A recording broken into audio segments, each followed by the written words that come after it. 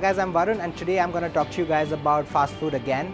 So I want to talk to you guys about fried chicken. We all know that fried chicken is amazingly tasty, but I don't think we've ever made it at home, and we generally go to the big fast food chains and we just buy it from there. But I have a foolproof recipe for you guys. You can easily make some nice fried chicken at home for your kids or your loved ones, and you do not have to worry about all the artificial flavors or the sub-stabilizers or the emulsifiers that have been added to that recipe.